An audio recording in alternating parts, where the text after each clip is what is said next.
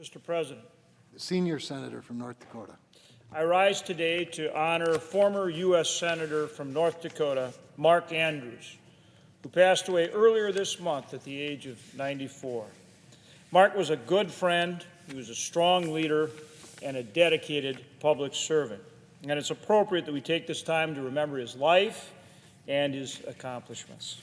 He was a lifelong North Dakotan, only moving away for 2 years while attending the U.S. Military Academy at West Point. After completing his education at North Dakota State University, home of the Bison, Mark went to work and operated the family farm in the Red River Valley, as both his father and his grandfather had before him. So it shows you how long his family has been on that land.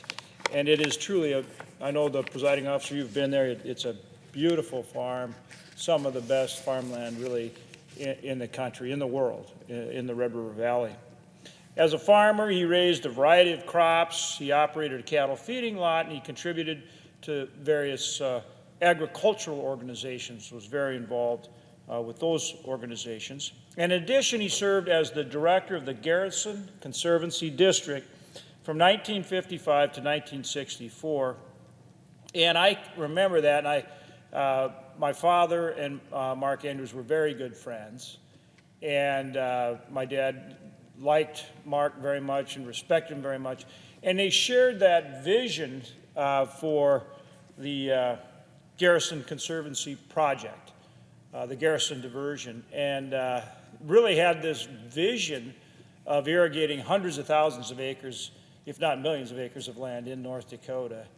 And had, my dad shared that dream that Mark had, that would, just benefit agriculture so much across North Dakota in a big, big way. It really was an amazing vision and would have been remarkable had they been able to complete it. But Mark Andrews, for the rest of his life, was truly just committed to that project. He always shared that vision of Garrison diversion. And I agree, and from the time I was a young boy, I can remember my father describing it and describing Mark's leadership and his, what a wonderful thing it would have been for the state of North Dakota. So I'll always remember that very vividly, as I know the presiding officer does as well. He was also, Mark Andrews was also president of the North Dakota Crop Improvement Association as well. These life and work experience served as the foundation, really, for his time in Congress, where he would represent North Dakota for nearly 24 years of service in Congress, in the House, and, of course, in this body.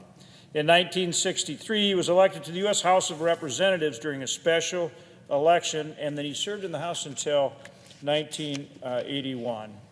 On January 3rd, 1981 is when he was sworn in as a United States Senator from North Dakota, serving until January 3, 1987. During his time in the Senate, Mark was a tireless advocate for men and women in uniform and understood the importance of a strong national defense. And again, the presiding officer and I followed in that legacy, you on armed services and my service on the defense appropriations. But Mark was always very, very committed to our military and did a great job supporting him, not only the military in North Dakota, but for our nation as well.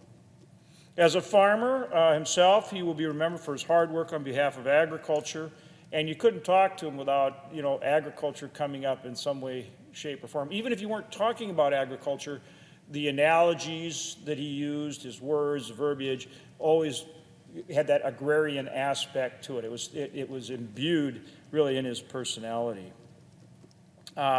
And he always worked very hard on behalf of ag, and of course his efforts to help producers through the tough times, the downturns and the challenges that you have in farm country was very, very important. And of course he understood very well. He was a lifelong farmer. I mean, he knew it and he lived it, so he understood what he needed to do to help our great farmers and ranchers across this country.